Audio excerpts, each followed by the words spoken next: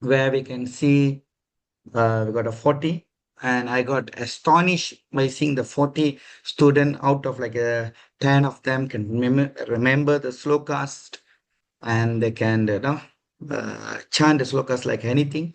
And one of the institute, I don't know about other institute, where one of the assessment also for us to give class. Normally to give class or presentations only start from Bhakti Vaibhava, but we started from Bhakti Shastri itself, where they need to give class, and we also giving training how to give class through the Panchavakya.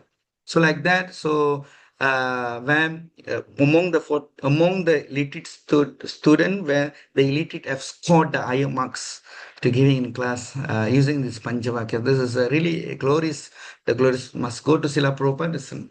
And this is the whole idea by His Holiness Jayapathaka Maharaj. And he was keeping telling to everyone, that illiterate, we need to study illiterate Bhakti Sastri, illiterate Bhakti Sastri. This is how the idea was to pop up. So like that, we already start 3 years. Then after that, we have completed one batch of Bhakti Vaibhava. Now we have a 20 over student. And after that, next year, we're going to commence our Bhakti Vedanta's teachings. So like that, we have almost many courses that is aligned by paying line. So which is this course is fully free, which is we don't charge anything. So it does not mean that you can come, listen to the class and going on, because Prabhupada want to create a Brahmana community. So therefore we base on data, we base on what is it? The six principle of this Brahmana, which is yagna, dana, pratigraha, then what is I forget now. Patan, and yeah, sorry. Yajna, Patan, dana pratigraha. So like that, the six things which is uh, you teach the yagna, then you learn the yagna, and same time that you learn and you teach others, you give the charity and accept charity. So like that. So kindly, humbly, I'm request, dear students. So therefore, that you can give dakshana to the teachers if you like. You also can give to the institute. It's up to you. I'm not forcing anyone. So all goal idea of IPA Institute of Spiritual Education, that everyone should have their Bhakti Shastri degree, Bhakti Vaibhava degree, and Bhakti Vedanta degree, because Prabhupada wanted everyone to be a scholars in this movement. That's when we can see in the preface um, of his Bhagavad Gita, he say that why after doing word by words the Sanskrit, because we want to be present as a scholarly. So therefore, so from that we can get it that Prabhupada wanted to create a Brahmana community and preachers, so therefore we need to create this Brahmana. So this is the whole idea about. So I don't want to take more time. So thank you so much, Sarvani Mataji, to introduce me. So like that, Hippo Institute of Spiritual Educations have started. So please kindly, I'm begging the mercy of all of you are gathered here, the Vaishnava and the Vaishnavi, yes. So please shower more mercy that we can grow more. Hare Krishna. Hare Krishna Prabhu, thank you so much. So although ISC is a free institution giving free education to all the devotees, it's our Vedic culture and tradition to give dakshina to our teachers. So feel free, it's not compulsory, but feel free to give dakshina for Mataji. We will share the links and channels later. So if you would like to give some dakshina for Mataji, you can give it as we'll be sharing soon. And without further ado, we would like to invite His Grace Chaitanya Haridas Prabhu, Vice Principal of ISC, to introduce and welcome Her Grace Urmila Mataji. Hare Krishna, my humble princess and my humble businesses, Urmila Mataji, and also the Vaishnava and Vaishnavis in the group. Is it clear, Mataji? Is it clear? Yes, Prabhu. Okay. As we all known very well that Mataji, Urmila Mataji, she's a disciple of Srila Prabhupada, and she had been in ISKCON since 1973. And personally, I have been following Mataji's educational idea since 90s. Actually, I was that time I'm married, and we also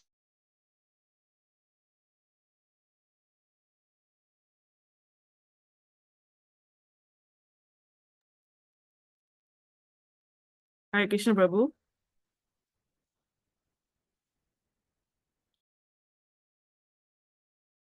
of Back to Godhead magazine. You can find many art related to educational, especially for children education.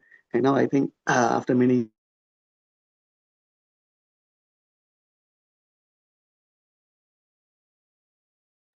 So look years, like the I'm line. getting the opportunity again to attend Mataji's of devotion. And, yes, okay. So and now I have updated some of my understanding that Mataji also during that time I know that Mataji's Hare Krishna can Probably your line is breaking. You can off the video. Probably you can off your is it my video. line is okay? How about now? It's okay now, but sometimes it's breaking off, So probably you can off your video probably and speak. I see, I see. Maybe the video, I think, yeah. Sometimes I know. Normally, this is what happens. Sometimes I off the video and uh, talking, especially, and we can. So,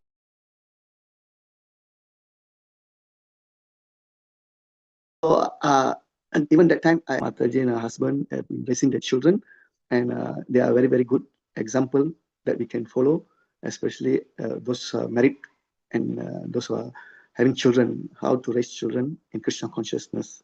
And even that time, I know very young, when very young age, Mataji's daughter was married, and now I can see that she already have two great grandsons. I mean, even the grandchildren are married. Why I'm saying this? Because I find in ISKCON nowadays, many people don't understand what actually Grasta's role and how we have to emulate or follow the footsteps of our Prabhupada disciples, especially. So we all can take a very good example from Mataji's life itself. And this is what I would like to highlight on Mataji. And now Mataji also, she is also PhD holder in education. I am not very sure exactly what the degree is about, but she's also completed her doctorate in education many years back. I know that. And so that's what's all I like to, and I will welcome Mataji to up to this our session next 1 week, so that we can learn about the nectar of devotion. Thank you very much. Hare Krishna. Thank you, Prabhu. So the sessions are going to be for 2 weeks, 12 sessions. Okay, it's just a small Okay.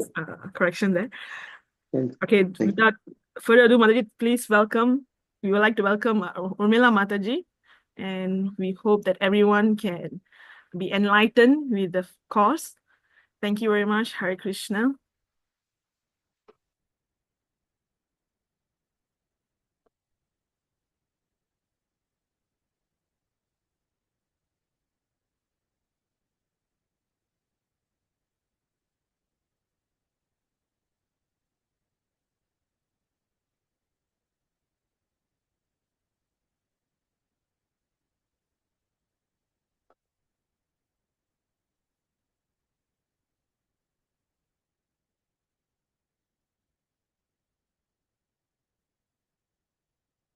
Okay, somehow it's not.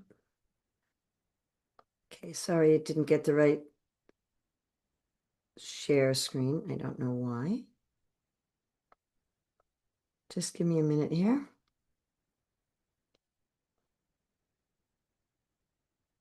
Okay.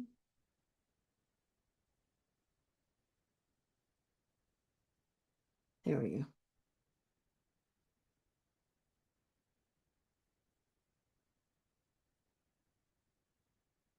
Let's see if that works.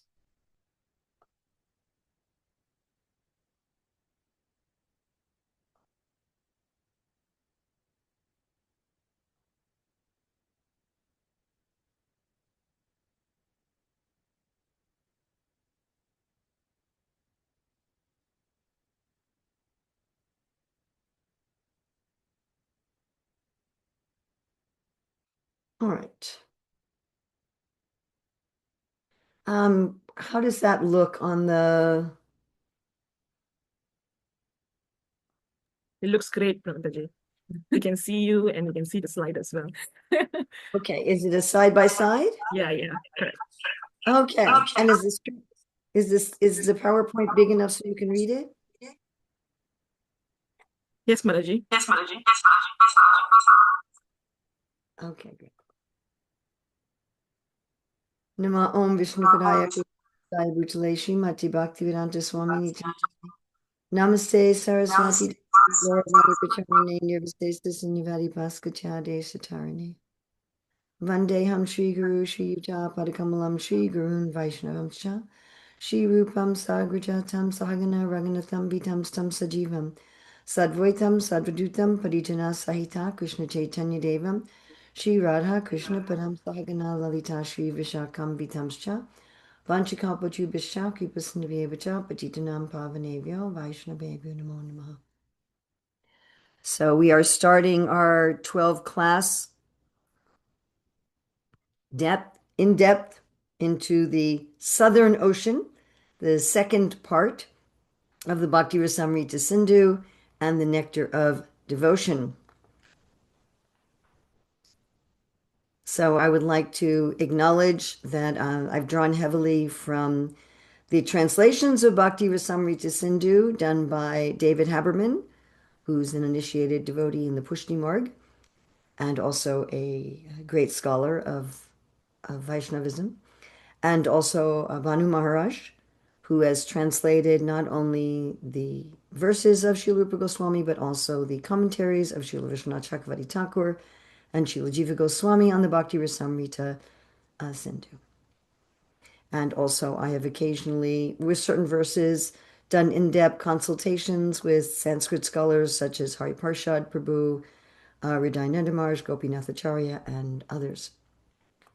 Srila Prabhupada makes the point in the beginning of Nectar Devotion, which should be reiterated, that the Nectar Devotion is authorized scripture. So why do we accept the Nectar Devotion as authorized scripture? Well, one reason is that Srila Rupa Goswami is extensively quoting from scripture to back up what he's saying. And this is very important, as was discussed in the beginning of this presentation about your wonderful educational initiative, that everybody should study Srila Prabhupada's books. Everyone should study scripture. And it's hard to overstate how important this is. As our movement grows, I find more and more people just simply make statements without being able to back them up with something from Shastra or our acharyas. So any points we make, we should be able to back up from Shastra or our acharyas. And of course, sometimes we may make some point as illustration from some empirical source, some scientific study or something of that sort. But still the main points should be backed up thoroughly by Shastra. So because Srila Rupa Goswami does this, backing up thoroughly with Shastra, for every single one of his points. Therefore, his book itself is Shastra. The second reason that the Bhakti Rasamrita Sindhu and the Nectar Devotion are authorized scripture is that Srila Rupa Goswami is basing his whole template, his framework, on the previous work of Bharat Muni. And especially in the Southern Ocean, we're going to learn the template that Bharat Muni is using. So the Eastern Ocean, that's not so evident. But in the rest of the book, in the Southern Ocean, the Western Ocean, and the Northern Ocean, the framework, the way of organizing things given by Bharat Muni is evident throughout this work of Srila Rupa Goswami. So in other words, not only is he quoting scripture for every one of his points, to back up every one of his points, but his overall way of organization is also based on Shastra.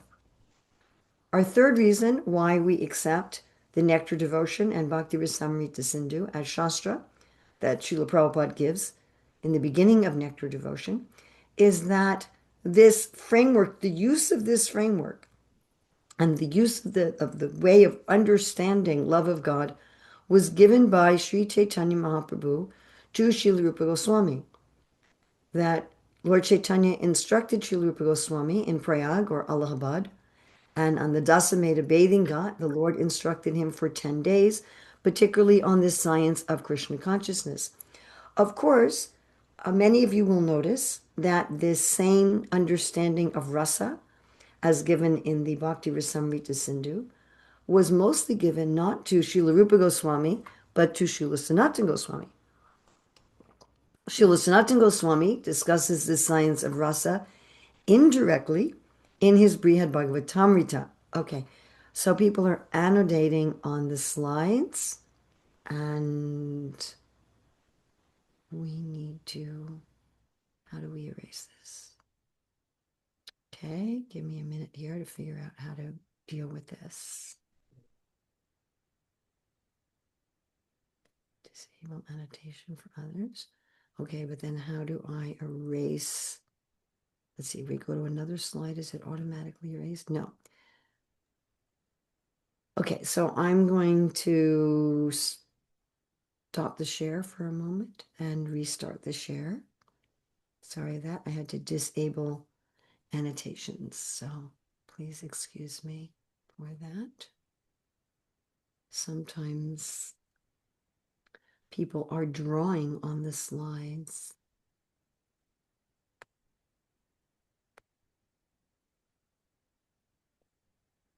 All right. So if I go to screens, again, thank you for your patience with this. Hare Krishna Mataji, Yeah, I fixed it. we have your portrait. We see it on the corner and in the main frame. Could you convert that into only one slide format? We still see you on the right hand top corner. Huh.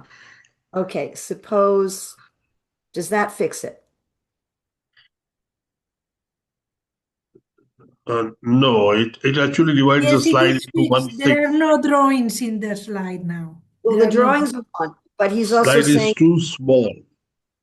the slide is too small. Yes. Okay. Yes. All right, so let's try it again. Okay. So if I do, oh, okay, I've got to do it here.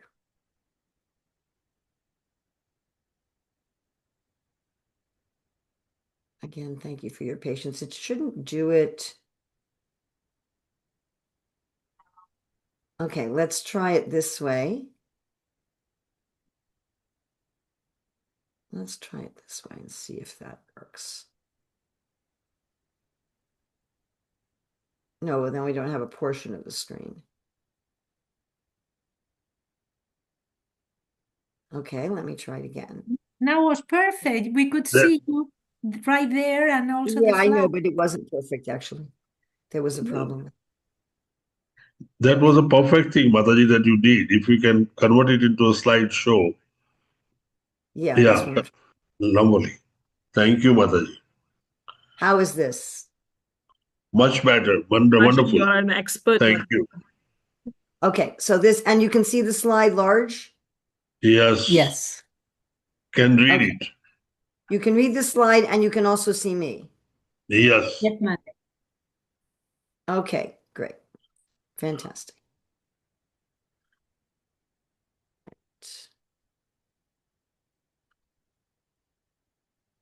All right. And can you see me better than just being in the little corner? Is it a better thing? Yes. Great. All right.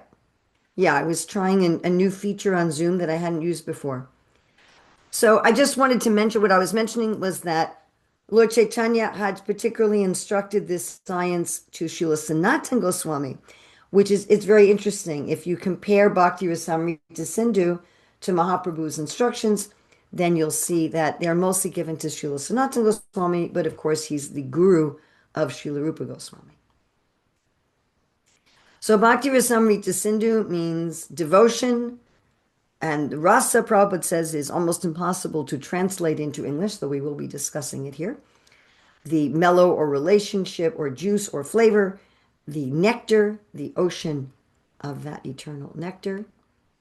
So we have the, now when I do that, am I still out of the corner? Am I still there only once, or am I now there twice? You still are twice, Mataji. One on the right top corner and one on the left bottom corner. Okay, does that eliminate it and have me there only once? Yeah, if you could eliminate the bottom left corner, then you would be fine on the right top corner. Yeah, but the right top corner is very small. Is that now eliminated that I'm on the right top corner? No. See if you can change your view. See if you can personally change your view and if that helps. Okay. Let me know if that helps. If it doesn't help, then I'll go and fix it again. So here's the Mangalacharana, where Srila Prabhupada writes, in the second division of Bhakti Rasamrita Sindhu, the author offers his respectful obeisances unto Sanatana. This Sanatana can be interpreted as either Sri Krishna himself or as Sanatana Goswami, the elder brother and spiritual master of Rupa Goswami.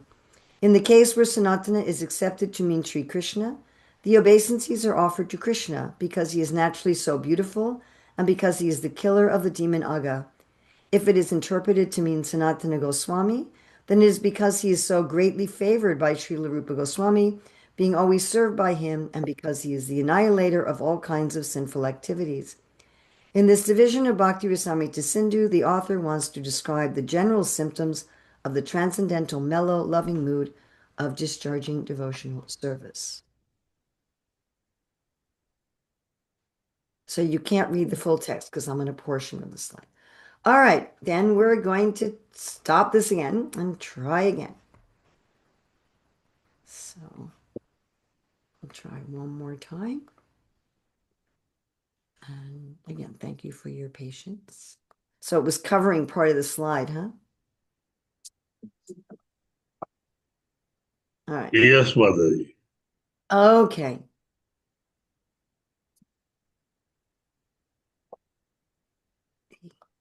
Gods of technology. All right, is that better? That's lovely, Mataji. That's perfect. Okay, great. Okay, the structure of this course. So I do expect people to do some preparatory reading. For those of you joining who may be illiterate, you can always listen to an audiobook. So I expect you to read the section of Nectar Devotion and, if possible, Bhakti Rasamrita Sindhu before the class. So during the class, I'm going to be making presentations and we'll also have interactive activities. And I'm hoping that after each class that you can have, okay, somebody needs to mute because they're causing an echo. Okay. So after the class, I'm hoping that you can keep a little journal of how you're going to apply what we've been discussing in the class and your reflections on the class. So our aims for this class are to relish the mellow of devotional service to Sri Krishna during the time you're preparing for the class, during the class time, and also during your after-class reflection time, so that you're going to bring these realizations into your daily life. So in other words, I'm hoping that this is not going to be just an intellectual exercise, but you're actually going to be relishing some of this Bhakti Rasamrita Sindhu. I'd like everybody to be able to appreciate, meditate on, and be able to explain the 5 components of rasa. So this Southern Ocean is all about the 5 components of rasa. And then, of course, 2 of the purposes of ISKCON here, to bring the members of the society together with each other and nearer to Krishna, the prime entity, and to systematically understand spiritual knowledge and the techniques of spiritual life. And here specifically, this first purpose of ISKCON, as applied to Bhakti Rasamrita Sindhu, to do that as taught by Lord Chaitanya to Rupa Goswami. Okay, so what do I expect of, what can you expect of me? You expect of me that I read and study the material in depth, that I have analyzed and organized the material to make it easy to understand and remember. You can expect of me that I plan learning activities. You can expect that I will start on time and that I will end on time. And you will expect of me that I follow Vaishnav etiquette. If in some case I fail to do that, please correct me. What I would like to expect of each of you, that you read and study the material before the class, prepares questions. We will have time for questions in each class. I hope that you will prepare some questions. I hope that you will participate in the interactive learning with the other students and with the teacher. When we have breakout rooms, don't just go away. That you will arrive on time and you will stay for the duration of the class, and that you will follow Vaishnav etiquette. All right, now looking at the Southern Ocean. So the Southern Ocean is made up of 5 waves. Understanding these waves is the essence, it's the key to understanding the whole rest of the nectar of devotion. As my good friend Prabhupada Priya says, if you get this, you're going to be able to get everything else. This is the key. Now, Srila Prabhupada wrote in the Nectar Devotion that it is very difficult to find the proper English translations for these words. So I think we're going to use a variety of English translations for these 5 components. So we're going to refer to them by their Sanskrit words and also a variety of English translations. So the first one is Bhivaba, which is described in Nectar Devotion, chapters 20 to 26, which can be translated as the ecstatic excitants or the causes of ecstasy.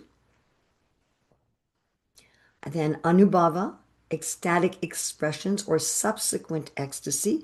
Now, the reason Srila Prabhupada uses the word subsequent ecstasy, bhava means ecstasy, and anu means to follow. That's in Nectar Devotion, chapter 27. Then Sattvika Bhava, which is from Nectar Devotion, chapter 28, which Prabhupada describes as ecstatic expressions or existential ecstasy. Now he's calling it existential because of the word sattva that has to do with existence. But really the word existential has a very different philosophical meaning in English. This can also be called involuntary ecstatic expressions. Vyavichari Bhav, sometimes called Sanchari Bhav, which is in chapters 29 through 31 of the Nectar Devotion. Prabhupada calls it aggressive ecstasy because Vyavichari and Sanchari means to move. These can also be called transient ecstatic disturbances. Then Staibhav, and Staibhav becomes the main organizer in the Western and Northern Oceans. That's chapters 32 to 34 of the Nectar of Devotion, which Prabhupada calls continuous ecstasy based on the fact that stai means to stay, or the permanent ecstatic mood. Now we should mention that in January, I'm going to be, Krishna willing, teaching the Western and Northern Oceans through the VIHE in Vrindavan. And anyone who wants to continue their study of the Nectar Devotion can register for those classes. Srila Prabhupada writes, without some mixture of these 5 ecstatic principles, one cannot relish transcendental bliss. So often what we call rasa, and what Prabhupada will also call rasa, is just the Staibhav. Just like, so I was born and raised in New York City. New York City is part of New York State. And if you say New York, you could be referring to the whole state of New York, but you could also be referring just to the city of New York. Or we call the whole Western hemisphere of the world, we call the Americas, right? We call North America, South America, the Americas, but there's also a specific country in the Western hemisphere called America. So one can refer to the Staibhav informally, that it's not really technically correct, but one can refer to the Staibhavs as rasa. And one can also, but really to have rasa, you need to have all these 5. Let's look at another way of translating these, and this is the translation that we're going to be using throughout this particular course. So that is that vibhava are the stimulants, anubhava are the voluntary expressions, sattvika bhava the involuntary expressions, vyabhichari bhav the emotions, sthai bhav the basic connection. So these are the English translations we're going to be using. All right, what is rasa? What is rasa? Very difficult to define what is rasa. Anybody have, if you want to put in the chat, anyone's understanding of what is rasa?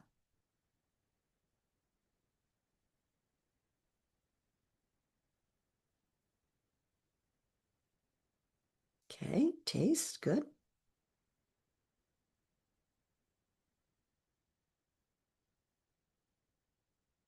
Mood, yes, Prabhupada uses the word mood, mellow. Okay. Oh, Narda, excellent. Very good. Ecstasy. Okay, good.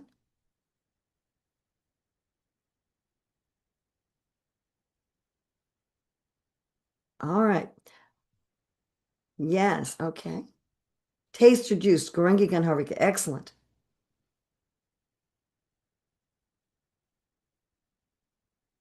Okay, okay. It goes far beyond emotions, though, Mahalakshmi.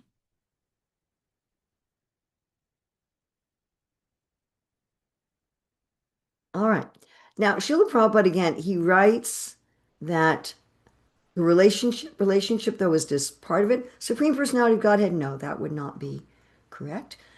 Supreme Personality of Godhead is one part of rasa. Sweetie feels. Okay, I like that. I like that. I like that. Srila Prabhupada writes that he didn't have a good English word for rasa and that he was going to use the word mellow, which Srila Bhaktisiddhanta Saraswati had used. However, the word mellow, it really doesn't make it. I mean, Srila Prabhupada himself said that it wasn't the right word. Mellow is an adjective, and it means something very calm and what we would say laid back, like you're relaxing on the beach in a mellow mood. Whereas rasa is a noun. Okay. So Srila Prabhupada explains the concept of bhakti rasa in the preface. And there he says that rasa is the spiritual pleasure of devotional service, which one can taste by being trained in the science of devotional service. So this is a very good definition of rasa. Unfortunately, it's not one word. The spiritual pleasure of devotional service, which one can taste by being trained in the science of devotional service. Now, it's very important to understand that Srila Prabhupada wanted us to study this whole book and that Srila Rupa Goswami wrote this book for the practitioners of Bhakti Yoga to study this whole science of Bhakti Yoga. Prabhupada said this science, Bhakti Rasamrita Sindhu is this science.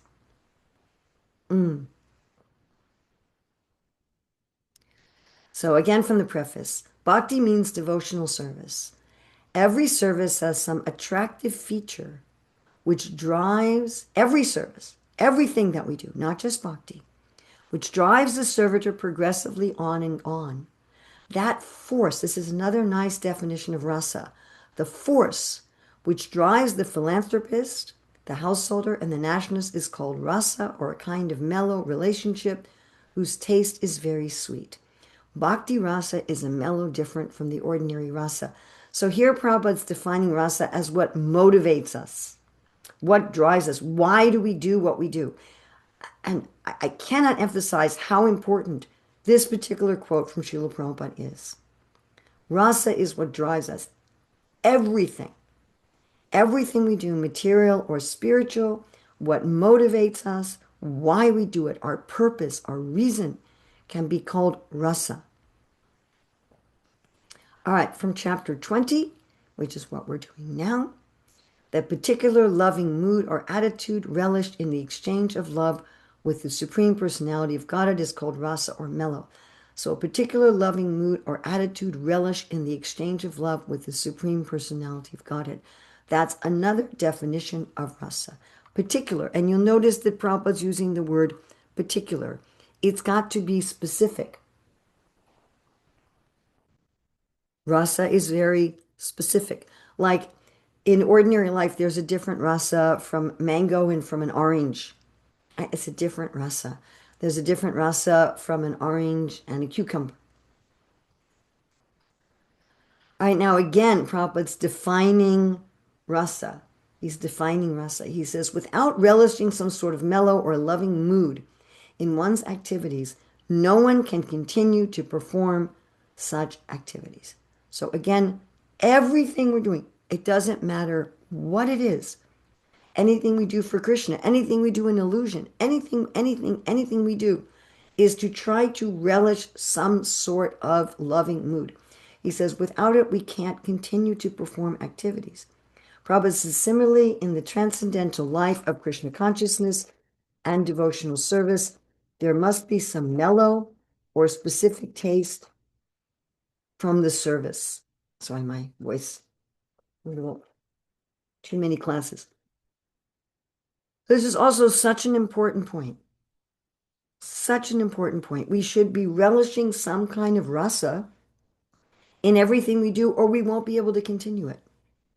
We can't maintain anything long-term, anything, without some kind of rasa. So a literal definition of rasa is juice. If you're going to look like at Ayurveda, the definition of rasa, it's juice. Juice is the substance that carries flavor. Rasa has to have some liquid. That flavor is what we enjoy. So here's another definition of rasa: the pleasure and joy in any experience. Again, whatever that experience may be. You're looking at a sunrise, there's some rasa, there's some juice, there's some flavor you enjoy. Now, rasa can be understood as aesthetic, and we know that Srila Rupa Goswami got, again, his template, his framework for his book from Bharat Muni. So it's the aim of all Indian art, drama, dance, music, and poetry. So the whole purpose of art is to experience rasa. We could also say that it's the ultimate aim of awareness. The ultimate aim of awareness, which of course differentiates us, as so nicely explained this morning. So it differentiates us from the impersonalists, that we want to, everything, the reason we're aware, the reason we're conscious is to enjoy rasa. Then the Upanishads describe the self as having different layers of identity with different goals, which Prabhupada talks about once in his books and once in a lecture, the Anamoya, Pranamoya, Manamoya, Gyanamoya, Vijnanamoya, and Anandamoya. So the core layer is consciousness, and the ultimate layer or the goal is Ananda. And rasa is Ananda. It's a superior enjoyment even to liberation. Okay, bhakti rasa. So every substance has a different flavor. There's a different flavor to a cucumber, as there is to an orange, as there is to a mango, as there is to rice, and so forth. And the supreme substance with the supreme flavor is pure love. Prema bhakti. Now, rasa has certain dynamics, no matter what type of rasa it is. So there's all different types of rasa, but they all have the same basic dynamics, which was what we're studying today. And again, so important to understand if you want to understand the whole framework of nectar, devotion, and bhakti rasamrita sindhu. So the dynamic is that there's a basic flavor which gets relished when it's stimulated, and it produces transformations and expressions in the person who's experienced it. So what are the causes of bhakti rasa? So it's explained that it's developed only from one's previous life's activities Or if it starts in this life, then it's coming from the association of pure devotees. So it's always coming from the association of pure devotees. It's only by the association of pure devotees that we can experience bhakti rasa, and that may have started in previous lives, or it may start in this life. And what is the first symptom is joyfulness. So the essence of rasa is, again, joyfulness, taste. So what are the ingredients? So please pay very close attention. It is essential to understand this in order to understand anything else. So anything else for the whole rest of Nectar Devotion, the whole rest of Bhakti Rasamrita Sindhu, one has to understand these 5 ingredients. We've already given the list. We've already given the translation. So, you have a pizza. It's a finished pizza, but it's made of different ingredients. So these ingredients of rasa, the dynamics of rasa. So there's a basic connection to the flavor of the thing. There's a basic connection. The Sanskrit for that is staibhav. There's a basic connection that is stimulated somehow. Somehow or other, it gets stimulated. From that relation, from the basic connection, the stimulation has some results. There's some expression. There's a voluntary expression, an involuntary expression, and emotions. So you have your basic connection. It gets stimulated. That has 3 results: voluntary expression, involuntary expression, and internal emotional expressions. So you have a certain type of affection towards Krishna. Love of Krishna is not just general. It's within a particular type of relationship. Something stimulates that particular relationship, and then there's some results. I do something voluntary to express that stimulation, something involuntary, and I have a variety of feelings. So the basic connection is called the staibhav. Staib means to stay. What stimulates it is called the vibhav. Voluntary expression, anubhav. Anu means to follow. All of the external services we do in our Hare Krishna movement would be in the category of anubhav. Involuntary expressions like crying and shivering. You don't say, I'm going to cry now. It just happens. And then various emotions that flow through us, transitory, moving. They move us. So let's look at this on a mundane level because, again, this operates for both the spiritual and the material. Let's look at this on a mundane level. So a girl feels a romantic attachment for a boy. That's the staibhav. That's her basic connection. And she hears, oh, he's coming. He's going to be walking down here. That's the vibhav. That stimulates her feelings. So she always has feelings for him, but when she hears he's coming, that's stimulated. That's called the vibhav. And she thought, oh, he's coming. Oh, he's coming. All right, so let me fix my hair. So that's an anubhav. That's a voluntary expression. And then in her nervousness that he's coming, she starts to sweat. She starts to perspire. That's a sattvika bhav. That's an involuntary expression. Then she starts to feel anxious. Oh, is he going to see me? Is he going to like me? That's a vyavichari or sanchari bhav, or an emotional result. So again, these dynamics of rasa are true with everything. As Prabhupada says, rasa motivates everything. So the staibhav, we're putting it in the middle because it's the basic connection. And then it's going to be stimulated by Vibhava. Vibhava is stimulating the Saibhav, which then results in Anubhav or voluntary actions, Sattvika Bhav or involuntary actions, Vyavichari Bhav, which are the transient emotion, and all of those combining together create rasa.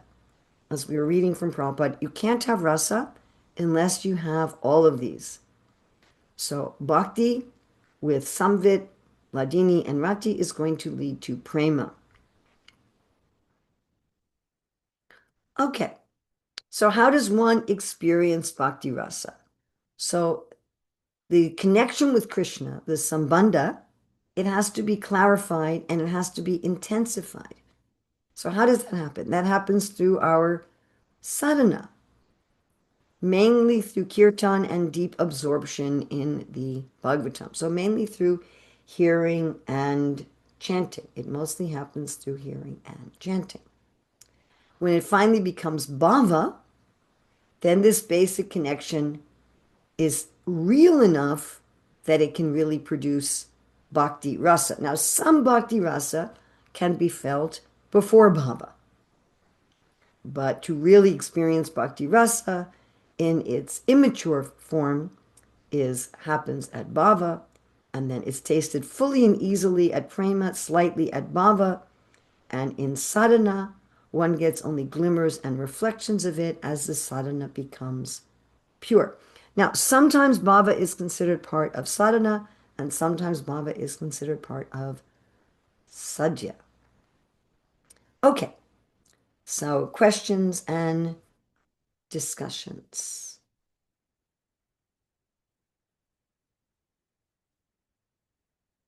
You can put in the chat or you can raise your hand. Any questions or discussions on what we've discussed so far?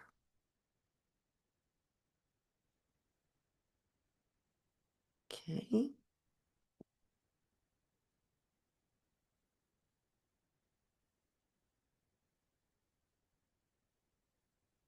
Examples of glimmers.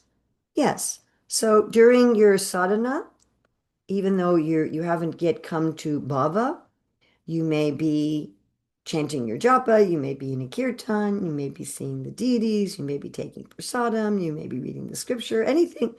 You may just be thinking about Krishna and you feel some affection for Krishna and your hair stand on end. You cry and you think, oh, I want to do some service for Krishna. Vyabhichari Bhav means the transient emotions. We will be explaining Vyabhichari Bhav in depth in some of our classes, but it's the emotions that go through that don't stay.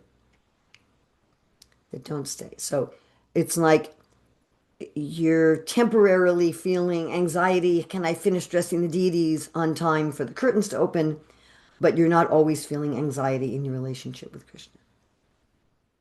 In sadhana, one can get glimmers. Does this mean we may experience a few ingredients of rasa, but not all five together, or all five in a minute degree? All five in a minute degree, because you can't have rasa without all five. Excellent question. Regarding the start of chapter 20, is there a specific connection of the killing of the Aga demon? Yes, because in the Sanskrit, Srila Rupa Goswami is using the word Aga, which can mean the Krishna, the killer of Aga, or Aga also means sin. So as Prabhupada translated, and if we go back to that slide,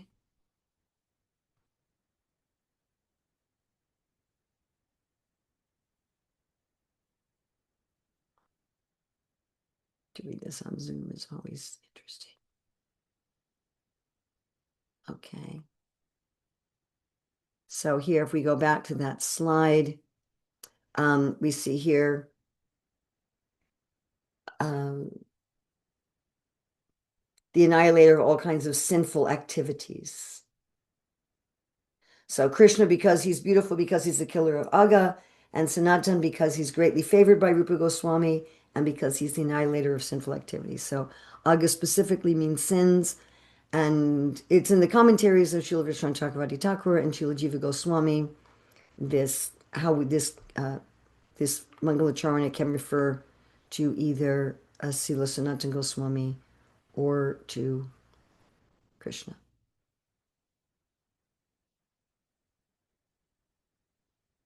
You can also raise your hand if you have a question. Anyone else have any questions? Okay, we have in sadhana, sometimes we get sudden ecstasy, and even while hearing kirtan, also find some ecstasy. Does it come to which category? Sometimes it appears, sometimes not. Yes, that's because we're not fully established yet in our sthai bhav. And so this can be several things. It can be immature rasa, like Prabhupada says, the green mango and the ripe mango, or it can be a shadow or a reflection of rasa. So Srila Rupa Goswami is going to be discussing shadows and reflections of, it was already discussed in the Eastern Ocean, shadows and reflections of bhava. And he's also going to be discussing shadows and reflections of the different components of rasa, and also shadows and reflections of rasa itself.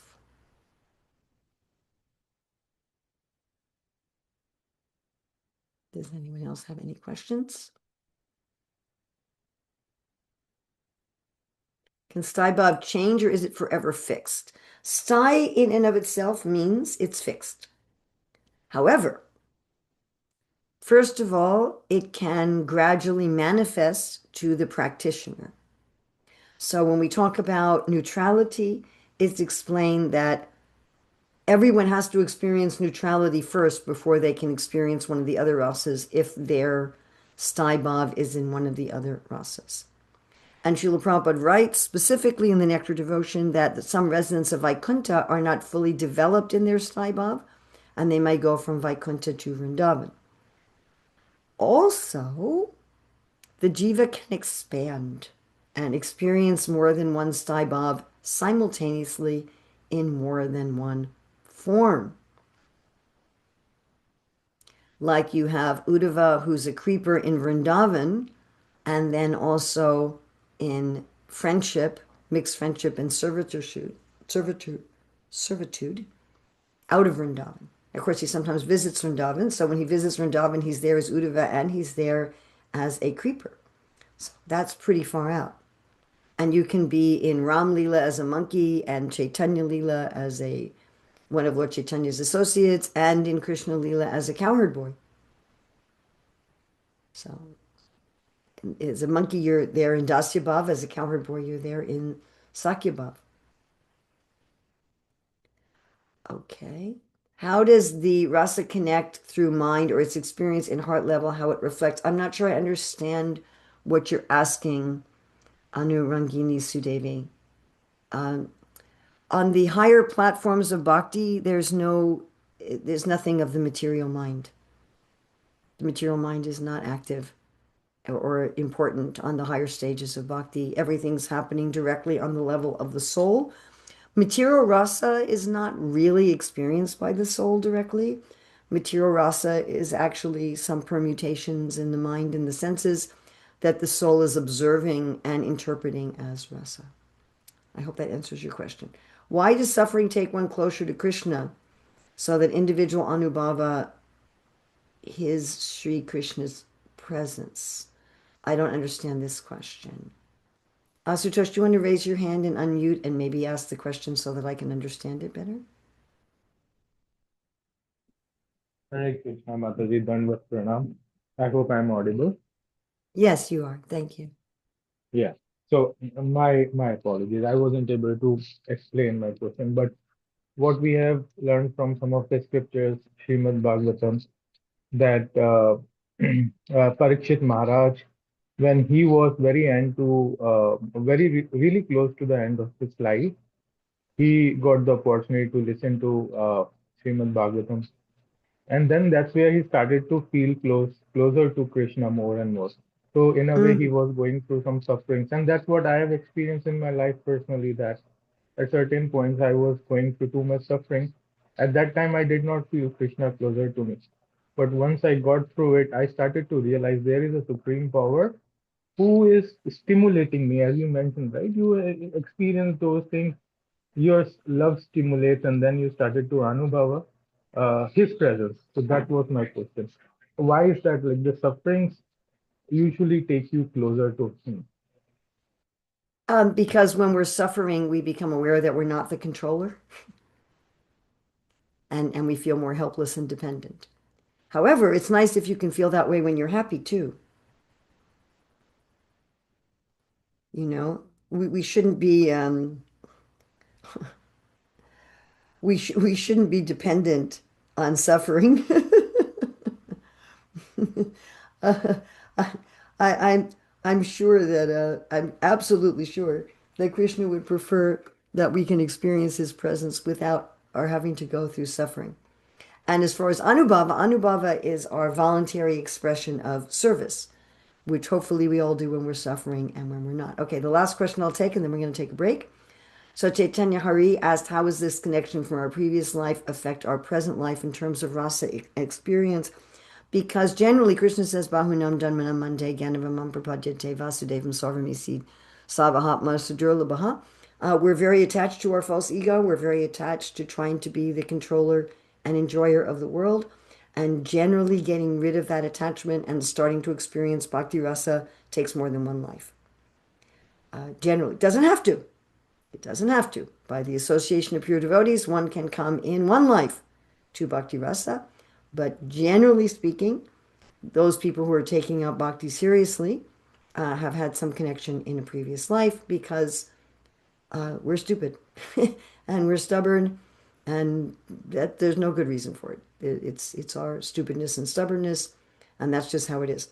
You know, when I was teaching children, I noticed that we teach often the same things over and over again for years, like we're teaching the grammatical parts of speech over and over again for many years.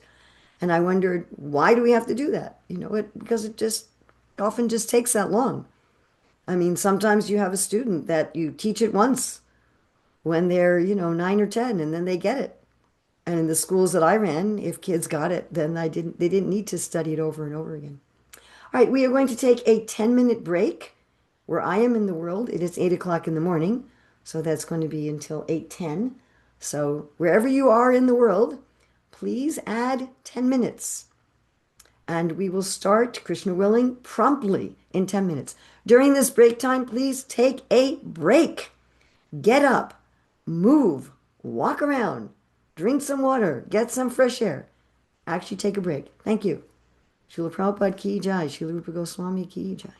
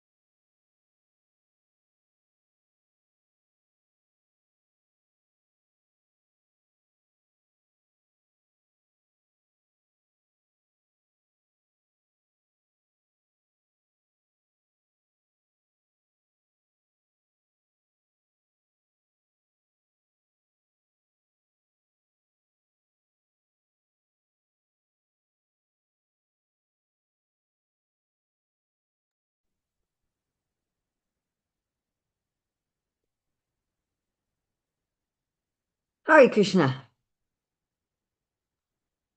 Hope all of you are back.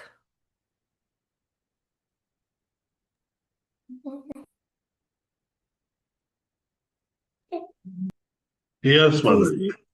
please mute yourselves. Okay, we're going to be going through now the different components of rasa. We're going to be going through these again and again and again and again and again. But again, it's extremely important to get this understanding. So we have the vibhava. Vibhava is the stimulants, what stimulates your basic relationship. Now, please mute yourselves. So vibhava has different subcategories. It has a subcategory of alambana or basic, and it has a subcategory of udipana. Now, again, as we go through the Nectar of Devotion and Bhakti Rasamrita Sindhu, you're going to see that Srila Rupa Goswami is organizing everything like this. He's going to give the alambana and the udipana for each of the rasas. So Prabhupada calls this basic, and he calls this impelling. So the basic stimulus is the vishaya, the object, the ashraya, the experiencer, the devotee, and the udipana, various stimulants. So let's take a material example to explain this. So let's say you're a parent, you have a child. Let's say you're the father, okay? So you have a parental feeling toward your son. All right. The stimulus for that parental feeling, the vishaya, the object, is your son. That's the most basic stimulant for your feeling fatherly, paternal affection, is your son. Now, there are other people who can stimulate your feeling of paternal love for your son. Maybe your brothers who have a relationship of uncle with your son. So, you know, your brothers are visiting and they're playing with your son. And when you see your brothers playing with your son, what stimulates your feeling of love for your son is your son and your brother, seeing your brother interacting with your son. Your feeling of love for your child might also be stimulated by your wife, the mother of your child, who has, it's not paternal, but it is parental. So it's close enough to your feelings that you see your wife taking care of your son, you see your wife feeding your son, you see your wife bathing your son, you see your wife talking with your son, and that brings out your feeling of love for your son. Then udipana is all various kind of stimulants. You see a drawing that your son makes. You hear the voice of your son. You see the shoes of your son. And all of those stimulate your feelings of parental love for your son. Now, your feeling of parental love is always there, but still it's stimulated by something. All right, if we're going to take this to Krishna. So let's say there's a devotee that has parental love towards Krishna. There's a devotee who sees Krishna as their son. Maybe they're one of the, as Prabhupada will say, elderly, which doesn't mean people my age.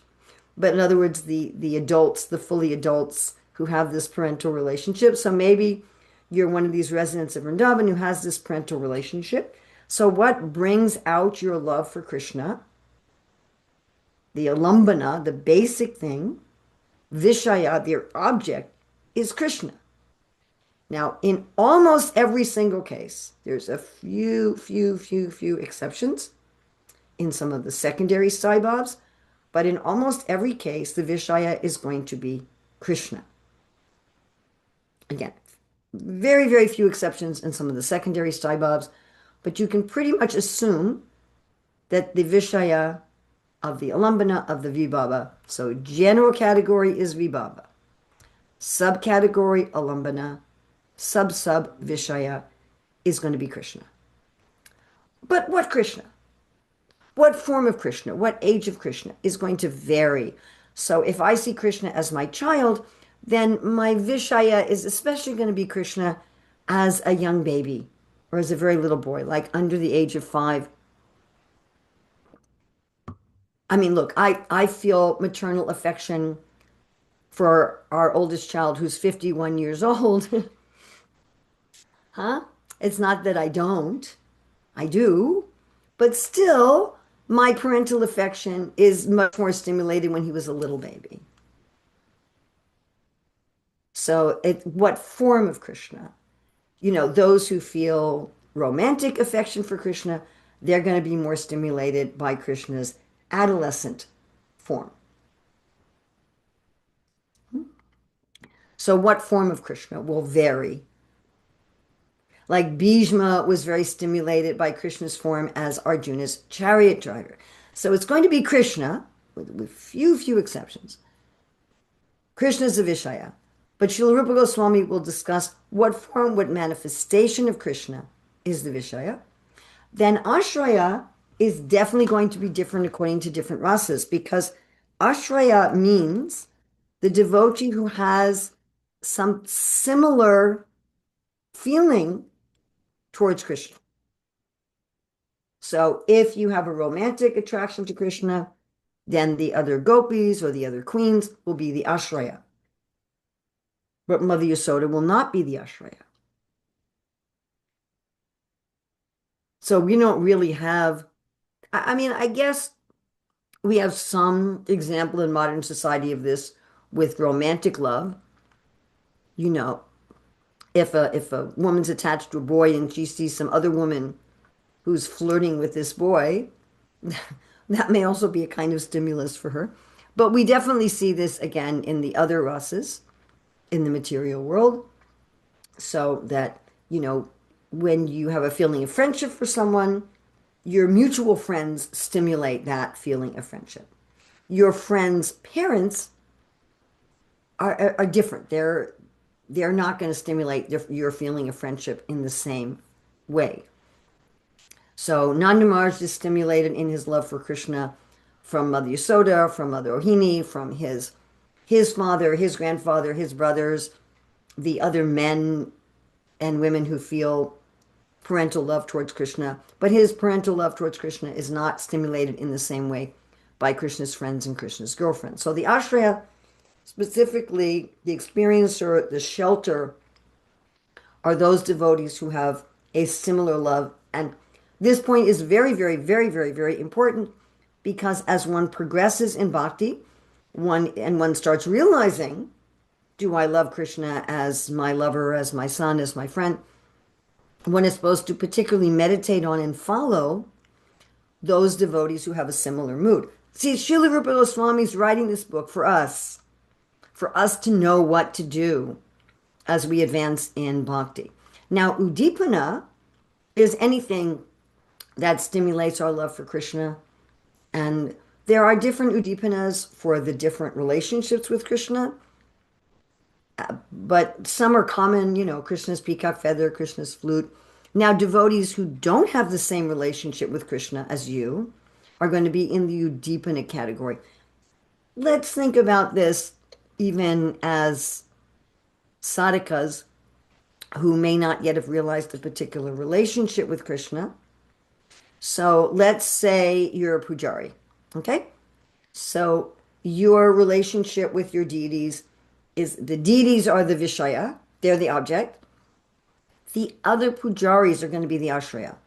They have a similar mood to you. They're doing similar service. Maybe you have a WhatsApp group with them and your affection for the deities is especially stimulated by them. Then udipana are going to be all the not pujari devotees. So maybe one of them says to you, oh, I really like how you did Krishna's turban. And that brings out your affection for the deities, but not the same as the other pujaris. And then also in that category would be looking at the clothes of the deities, the jewelry of the deities, and so forth. Or any service. You know, you're a book distributor, you love to distribute books, And the other devotees who are book distributors, your object is Krishna, probably in the form of Bhagavatam. The Ashraya are the other devotees who go out on book distribution with you, and the Udipana would be other things. Prabhupada's talking about book distribution, other devotees who don't go out but encourage you, and so forth. Okay, Anubhava. Anu means to follow. These are what you do when you're stimulated. You address the deities. You go out on book distribution. What do you do? All of the services we do in ISKCON for Krishna would be Anubhavas. And this has two subcategories, things that have strong bodily movements and things that don't. Sattvic bhavs, this is what we do involuntarily.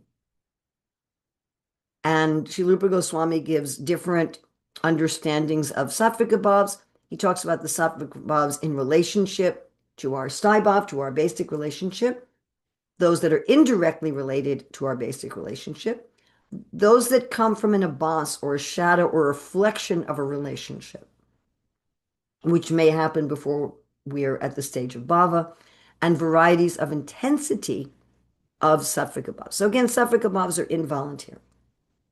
You're chanting Hare Krishna, you start to cry, you perspire, your hair stand on end. You're not planning to do that. You're not saying, hair, stand on end. That's different from, I'm going to start dancing. So I'm going to start dancing is an anubhav, and while I'm dancing, I start crying. That's a sattvic bhav. Okay, Vyavichari bhavs. Vyavichari bhavs are various emotions, right? Again, materially, you're feeling love for your child. Sometimes you're feeling anxiety. My child's learning how to drive. Are they going to get in an accident? Sometimes you're feeling pride. Oh, my child just got top marks in their class. You feel different emotions, but you're not always feeling anxiety about your child. You're not always feeling pride for your child. Those are changing. Those are constantly changing. So in the Vyavichari bhavs or the Sanchari bhavs, Srila Rupa Goswami discusses the varieties of them, talks about the different causes of them. He talks about them in relationship to primary and secondary sthai bhavs. The primaries are neutrality, servitorship, friendship, parental, and conjugal, and the secondary are things like wonder, comedy, anger, and so forth. He talks about the stages, just like we have stages of emotions from various causes, and the strength of them. So this is a few chapters in Nectar Devotion. So this is a larger, the Vibhava section is very large. The Vyavichari, the Anubhav and Sattvic bhav sections are not so large. The Vyavichari bhav section is a little larger. If we think about material emotions, I'm seeing my son, I get stimulated by seeing my son, seeing the other parent, hearing the son's voice, and then all of a sudden I feel some anxiety that they picked up something sharp. So the cause is them picking up something sharp, which fills me with anxiety, which is relation to my feeling of parental, right? And it's going to go through stages. It's going to come maybe mixed with other emotions and have varieties of strength. Okay, the sthai bhavs, which really the whole Western Ocean is dedicated to the primary sthai bhavs, and most of the Northern Ocean is dedicated to the secondary sthai bhavs. So sthai bhav is the basic relationship. It's also called rati. Srila Rupa Goswami uses the word sthai bhav and rati interchangeably, and then each of the rasas has the same name as the sthai bhav. So you have a parental sthai bhav, which leads you to a parental rasa. Like you have a banana smoothie that's made out of mostly bananas. So the primary ones are neutrality, servitorship, etc. Secondary ones are things like wonder and comedy. Pure and mixed. Mixed here does not mean impure. Pure means you can be just Krishna's friend, and mixed can be your friendship is mixed with some servitude. How rasa comes from rati. Again, rati is synonymous with saibhav, and this is like, how does a banana smoothie come from a banana? How does pizza come from, well, we don't have a primary ingredient in pizza. That maybe doesn't work so well. How does a potato sabji come from a potato? Like, you can't just have a potato, right? You just have a potato. You're not gonna have rasa in just a potato. You have to mix the potato with something. You have to mix it with salt and maybe butter or something in order to get some rasa. You have to cook it with something. Huh? So the staibavs or the rati, how they produce rasa. Then a very minor point are the colors and the deities associated with the staibavs, the various tastes of the staibavs. He also explains for each staibhav meeting and separation, and taste the degrees of that staibhav. All right. We're going to have other diagrams that show more finer details of these relationships. This is our very basic one. Okay, I want you to take a couple minutes and study and memorize this, because then you're going to draw it and write it from memory. By the way, you don't need to have these in a particular order, although this is the order that they're discussed in this ocean. So they're discussed first Vibhav, then Anubhav, then Sattvikabhav, then Vyabhichari-bhav, then Staibhav. That's the order of the waves. It probably is good to have Vibhava all the way here because it's the stimulus. So if you can just study this, please, and then we're going to have you do it from memory.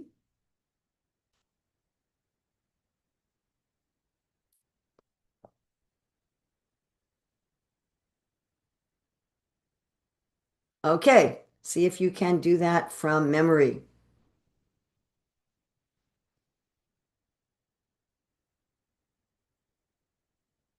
Write it down somewhere.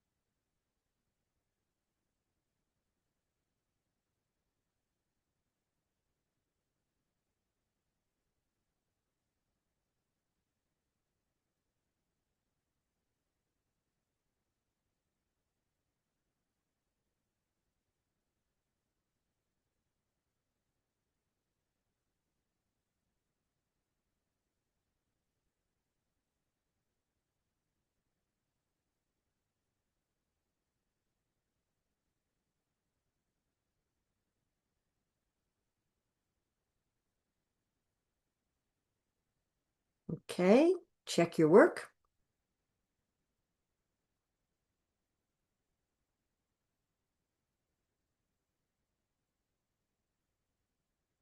If you got all of it right, please put a yes in the chat.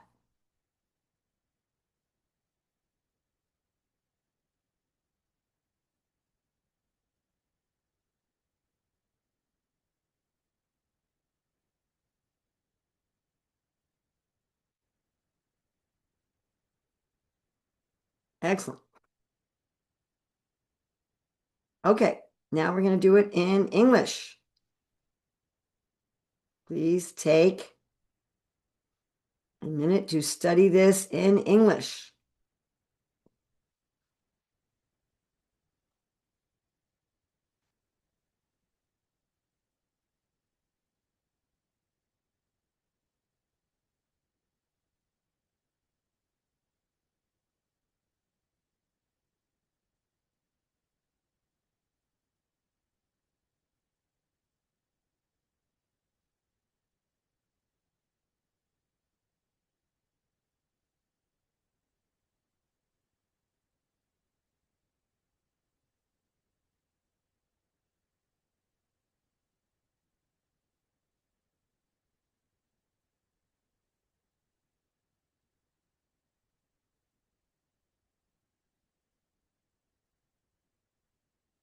I can't hear. Okay, now write it from memory.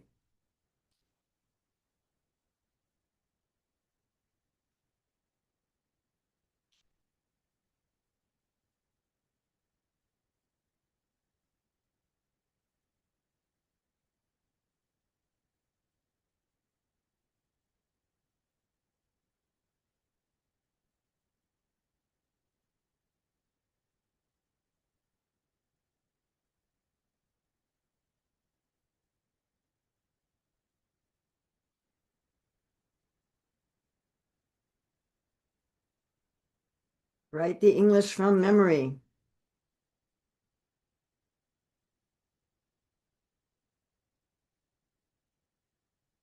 Give you 1 more minute.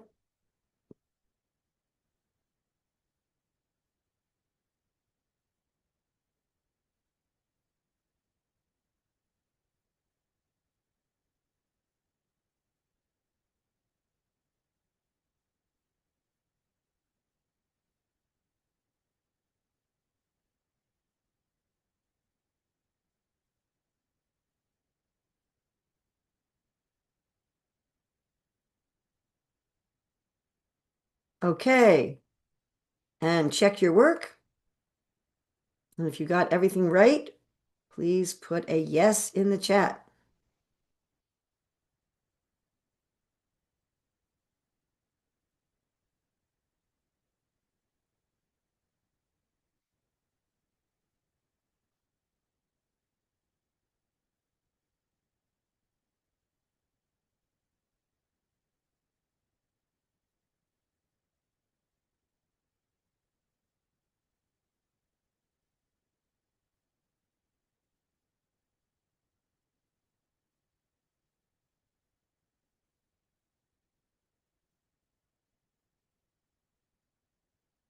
Okay, now we're going to make this a little bit more complicated.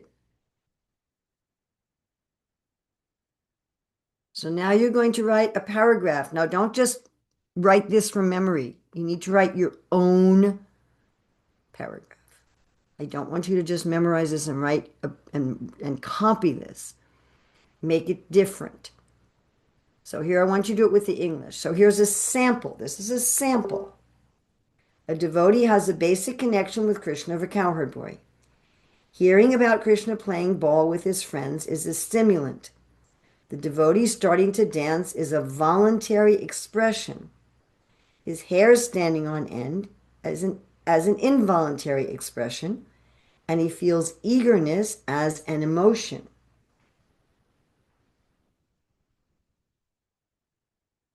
Okay? I don't want you to take exactly this one. Do something different. Take a different basic connection or a different stimulant or a different voluntary expression or a different involuntary expression. Use the English terms. I'm going to read this again. A devotee has a basic connection with Krishna of a cowherd boy. Hearing about Krishna playing ball with his friends is a stimulant. The devotee starting to dance is a voluntary expression. His hairs stand on end as an involuntary expression, and he feels eagerness as an emotion. So I want you to now write your own paragraph using the English terms and put that in the chat. You have 5 minutes.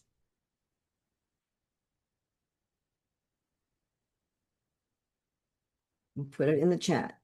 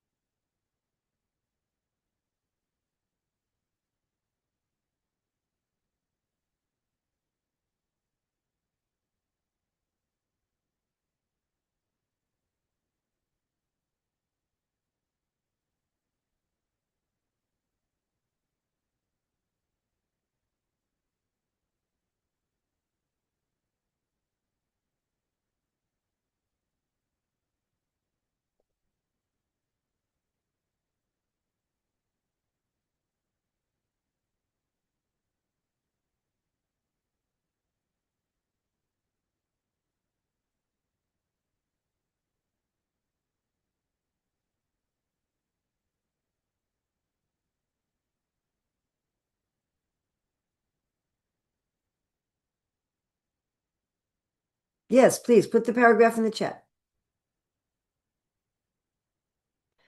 You want to have all five. All five need to be there. Anurangini Sudevi, you need all five. And use the English words. Use the English words. Basic connection, voluntary expression, all of those words.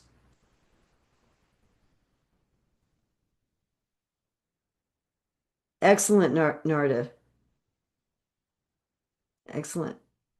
About Narda, yes, this is from Vega Garba. Vega Garba, excellent.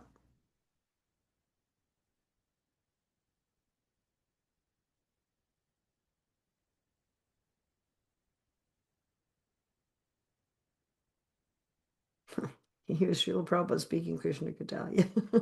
Very nice.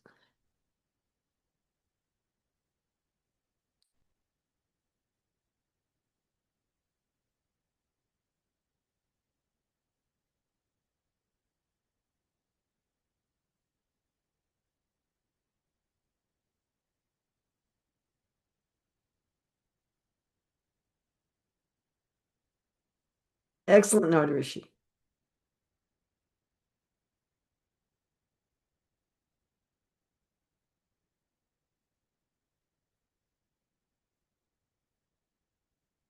Now, Prem Prakash Haridas, you have to write all five. Use the English words. Use the English words. Use all five of the English words. Try again. You want to have a whole paragraph.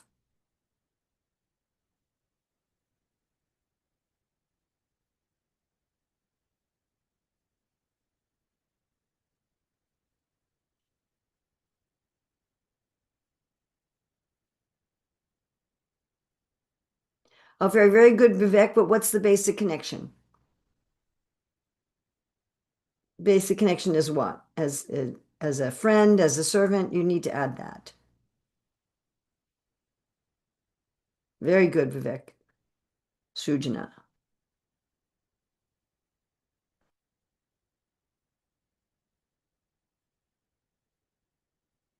No, Sri Yuttapada Kamalan, no. No. No, no, I don't. See if we get any of those for Yuttapada Kamala. Hare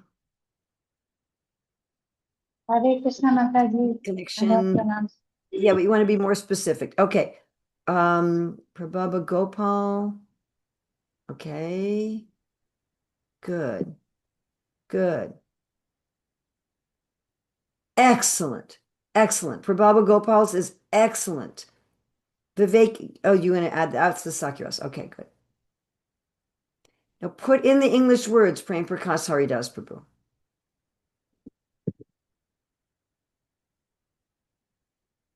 Good. So, Devi Gaurangi, you got everything, but you don't have the emotions. You don't have the Vyavichari bhavs. You got 4, but not 5. And what you got, the 4 is excellent, but you need 5.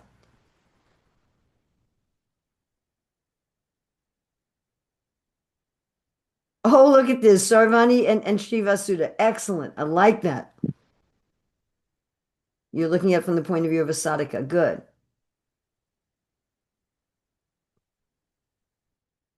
Good.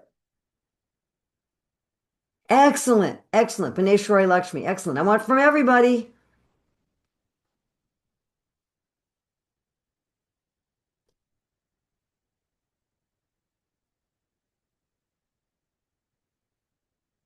Okay. Anurangini Sudevi, pretty good. You didn't get quite the basic connection. Pretty good. Everybody else, please write something. This is the key, everybody. You got to get this key to understand the rest. This is the key that unlocks the whole door. Hearing is not a basic connection. Hearing is a stimulus. Okay, Asutosh Sharma, hearing is not a basic connection.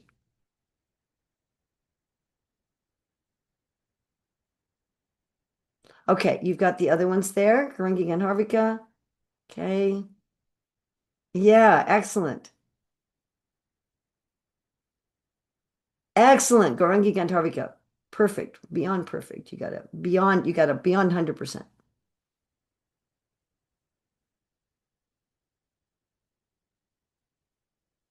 Okay, very nice, Padma Pavitra. Your involuntary is a little off, but everything else was good. Shama Bhakti.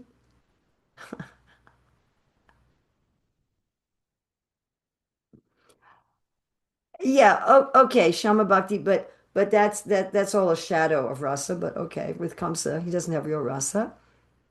Ekanista Vasuda. Okay. Good. Excellent, excellent. Ekanista Vasuda, excellent, excellent, excellent.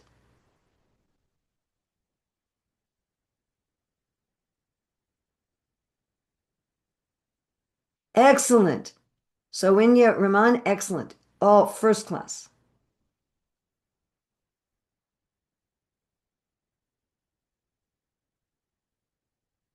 Okay, you didn't get the stimulant. Yvonne Ramnarine Eiffel Loop. You didn't get the stimulant. Everything else was good.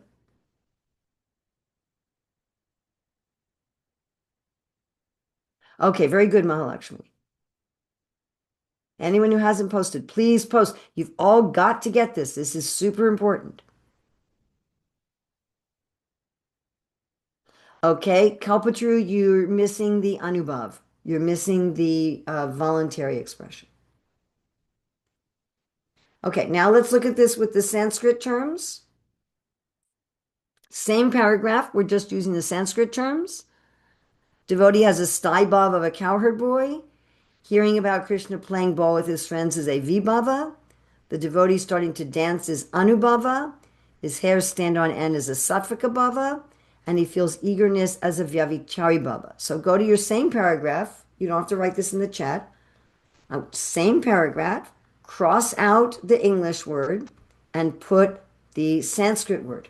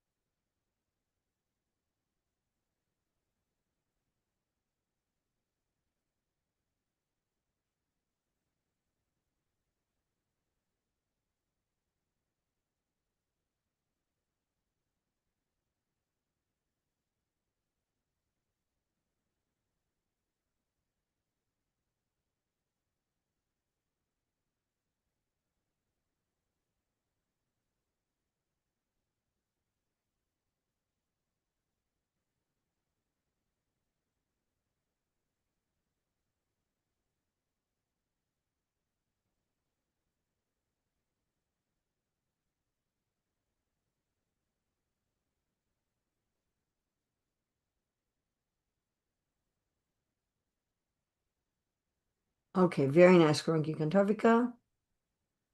Golokeshwar Harini.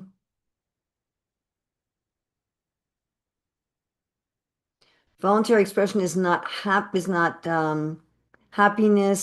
Golokeshwari. Voluntary expression, happiness is a emotion.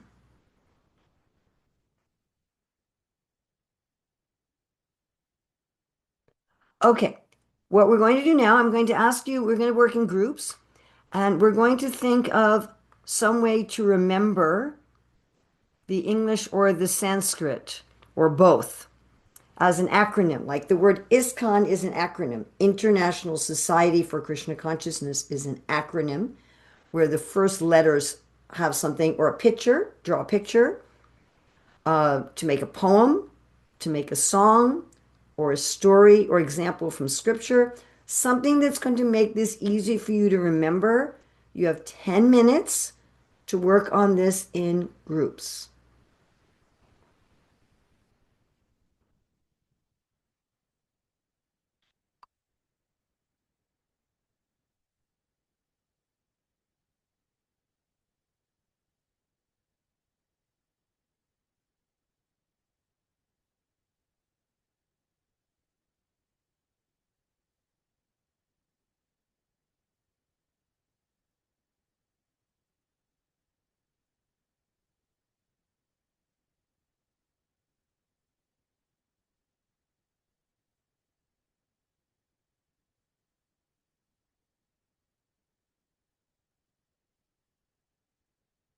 Margie, so we joined the one with the lesser group because lesser number because we are not assigned. So as the host, I think we're not assigned. Oh, I told it to assign hosts, but yeah, sure, go ahead. Okay. You can join Okay. one or two. All right.